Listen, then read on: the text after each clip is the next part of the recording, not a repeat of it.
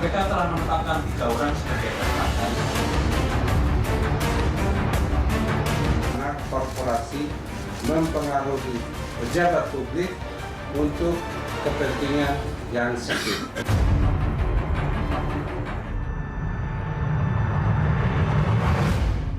Operasi tangkap tangan terhadap Ketua Komisi D DPRD DKI Jakarta Muhammad Sanusi menyingkap adanya dugaan suap di balik pembahasan Raperda tentang reklamasi Teluk Jakarta.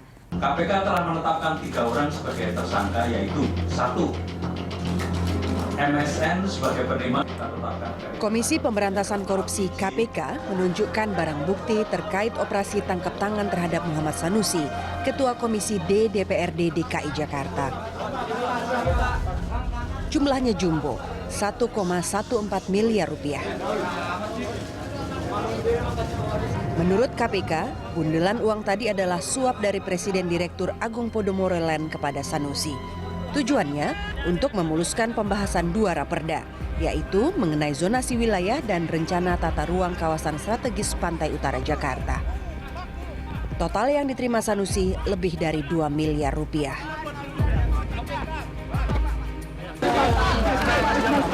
Jumat malam 1 April 2016, Presiden Direktur Agung Podomoro Land, Arisman Wijaya, menyerahkan diri pada KPK. Arisman, Sanusi, dan seorang lagi telah ditetapkan KPK menjadi tersangka.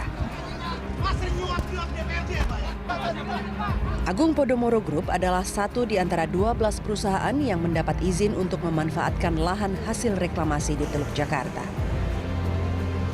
Dengan panjang 32 kilometeran, 17 pulau hasil reklamasi diharapkan mewujudkan mimpi Jakarta menjadi waterfront city ala Rotterdam, Belanda.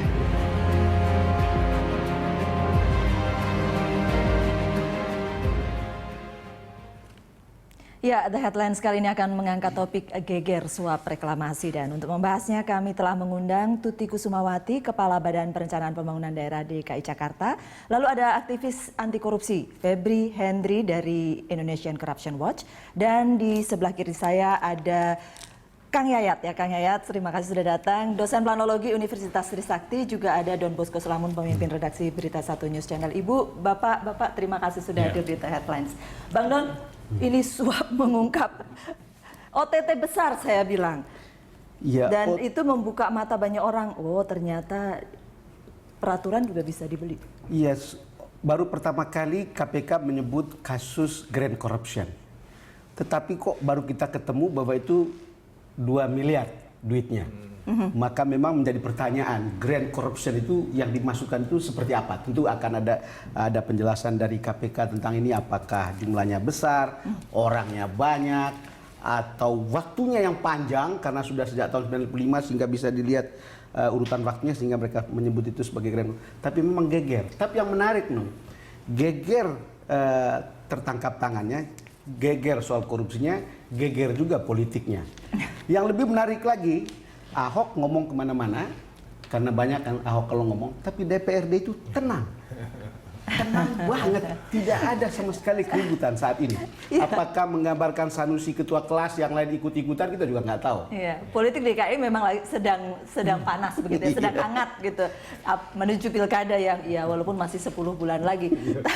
Tetapi operasi tangkap tangan ini jadi membuat orang langsung wow di DKI gitu, Mas Budi. Ya, kalau kami sih operasi tangkap tangan terkait kasus suap reklamasi ya pantas kita apresiasi, dan ini bukti bahwa kebijakan negara dan pemerintah itu bisa diselewengkan baik oleh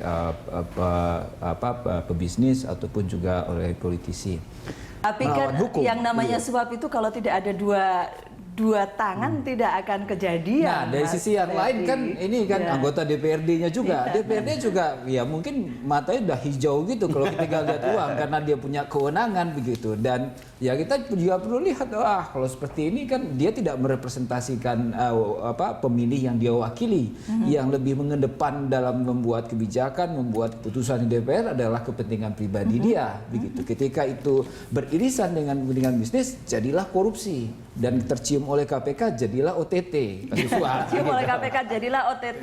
Terbayang nggak? Ini kan reklamasi itu sudah lama, sudah berapa tahun ya Bu? Udah 21 tahun. 21 tahun tuh. dan kemudian jadinya ada ujung seperti ini? Ini memang sejak awal reklamasi sudah kontroversi sejak awal. Karena sebetulnya di Grand Design pertama itu memang konteksnya kalau untuk menyelamatkan lingkungan memang bukan hanya reklamasi, tapi kita benahi di daratnya. Tapi yang menarik adalah reklamasi itu dimulai sebetulnya menurut pengamatan saya pada waktu Pakto 93, paket ekonomi pemerintah tahun 93. Itu ada regulasi memberikan, itu akibatnya apa dampaknya? Sesudah setahun dikeluarkan Pakto itu wilayah Jabodetabek lebih 1,5 kali luas Jakarta sudah keluar izin prinsip dan izin lokasi.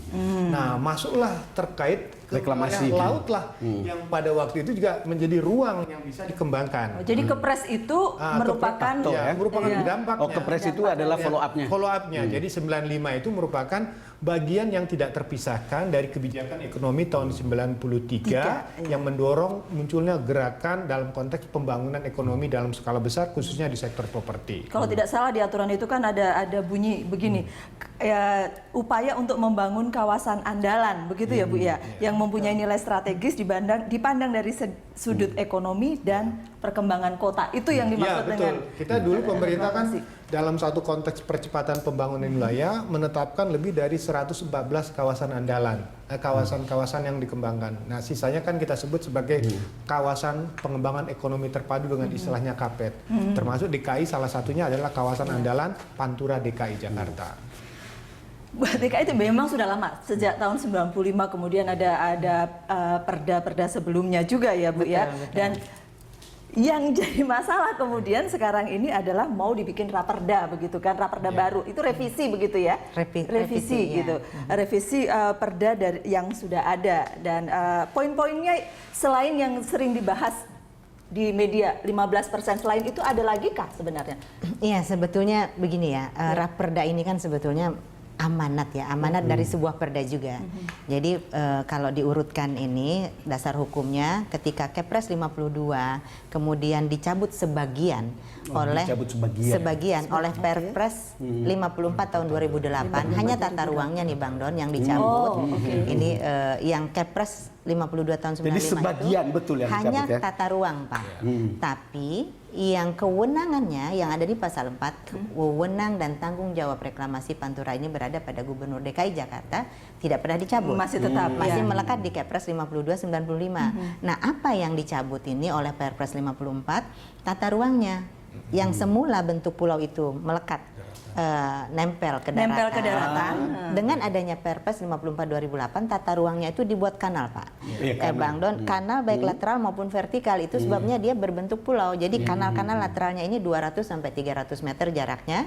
Kemudian juga kanal-kanal vertikal demikian halnya tergantung nanti wilayah pendukung mana, P2, P3 atau P5. Ini sudah kita adopt. Kepres 52 tahun 95 itu kan kita punya Perda nomor 8 tahun 95 juga. Nah, kan perda ini sekian tahun tentu perlu untuk dilakukan penyempurnaan. Buat Bu Tuti sekarang ini memang hal utama saya pernah baca juga di media Ibu Tuti mengatakan hal besar yang kemudian jadi masalah adalah soal 15% yang diminta tambahannya oleh pemerintah daerah Jakarta.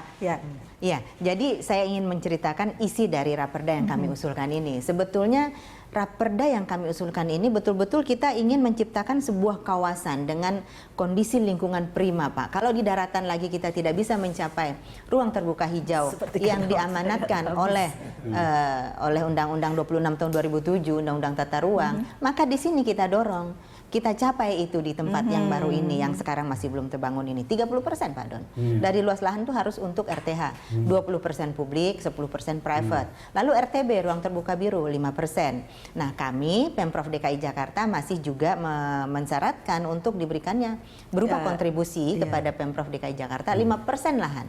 Diserahkan kepada Pemprov. Belum lagi utilitas, sarana prasarana itu harus dibangun oleh para mitra pengembang ini, dan artinya 40 sampai 45% itu untuk publik Pak. Kita sudah dorong untuk publik baru dari segi peruntukan lahan itu. Kenapa kemudian jadi OTT? Kan pertanyaanmu yang apa tadi soal OTT? Kenapa kemudian jadi ini OTT? ceritanya kan karena angka ini. Karena angka 15% itu Jadi, luar biasa itu angka. Kan kalau kita lihat di dalam peraturan perdanya itu kan sudah tahu bahwa ada 45% kan yang harus dijatah Pemda Untuk kan? masyarakat. Iya, Untuk untuk masyarakat masyarakat, kan. Lalu kemudian ditambah 5% lahan dari 55 yang dibuat oleh pengembang. Lalu kemudian dari situ masih diminta 15% kontribusi tambahan. Kalau lihat angka ini yang membuat OTT memang, karena kemudian kalau dilihat di DPR perancangannya itu kan mereka hanya minta yang 5%. Yang 15% itu silakan di Pergub. Kira-kira begitu ya, Bu. DPR pernah meminta DPRD pernah meminta DPRD meminta begitu. Dan saya pikir ketika berunding angka inilah kemudian soal terjadinya suap menyuap. Kira-kira begitu kejadiannya sampai Sanusi kemudian kena OTT. Ketika angka dirundingkan maka jadilah kemungkinan suap. Kalau soal OTT ini memang saya pernah interview Ketua KPK seminggu baru dilantik. Dia bilang akan makin banyak OTT itu, termasuk orang-orang di daerah Pemda. Wow. Jadi tidak heran kalau ada dan kejadian berapa lama kemudian muncullah OTT betul di DKI Jakarta. Kita boleh rehat dulu, kami akan kembali untuk Anda sesaat lagi.